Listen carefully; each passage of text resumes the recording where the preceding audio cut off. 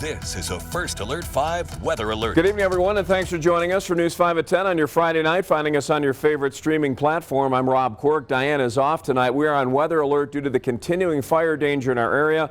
More from Mike Daniels in just a moment. First up, evacuations for the High Park fire in Teller County continue to expand as that fire grows. Tonight, mandatory evacuations in effect for Cripple Creek ranches in the Mount Pisgah area. Also, Lost Borough and the CCME west of Teller 1. New pre-evacuation orders as well issued tonight for Wildlight, Mountain Mesa, Monarch, and Lost Canyon. You need to be ready to leave in these areas in a moment's notice. A shelter for evacuees is now set up at Woodland Park High School. They changed that just in the last 15 minutes. We heard from Cripple Creek High School. It's now been moved to Woodland Park High School. Animals and livestock can be taken to the fairgrounds, though, still in Cripple Creek. Also, Teller County Road 1 closed northbound at Venture Foods in Cripple Creek, southbound at Evergreen Station.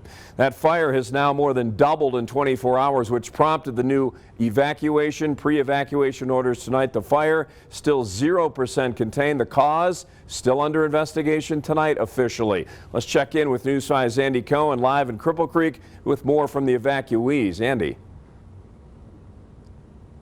Good evening, Robin. We are at one of those checkpoints where that evacuation zone is in effect tonight. And as you mentioned, the fire more than doubled in size. At last measurement, about 931 acres have burned and still no containment.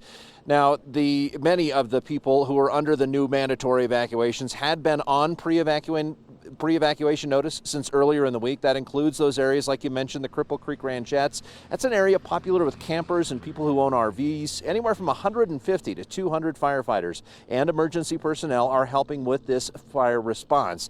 The county also got some help today from air support, a very large air tanker flying over the fire, and 2 helicopters dropping water buckets on the burn area.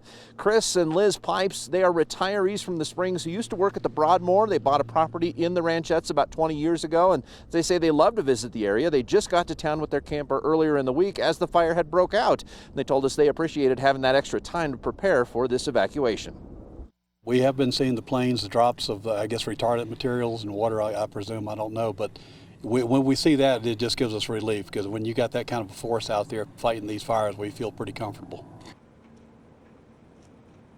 And Teller County Sheriff Jason Mikesell held a community meeting this afternoon, giving the community an update on the fire response. And after that, he told reporters that his deputies, along with officers from the Cripple Creek and Victor Police Departments, as well as the Park County Sheriff's Office and others, are protecting homes that are under evacuation. Now, earlier today, as the fire was not as active, they were limiting who could come into those areas to try and get some of those emergency things that they did not get during the evacuation. We're talking about pets or medical necessities, anything that they could grab and get out quickly. And as you mentioned, Rob, the Red Cross has since moved that evacuation shelter from Cripple Creek High School to Woodland Park High School. However, large animals are still being cared for at the fairgrounds, and smaller animals, pets, are being cared for by animal shelters in Teller County. Reporting live from Cripple Creek, Andy Cohen, News 5. Andy, thanks for that update. Well, the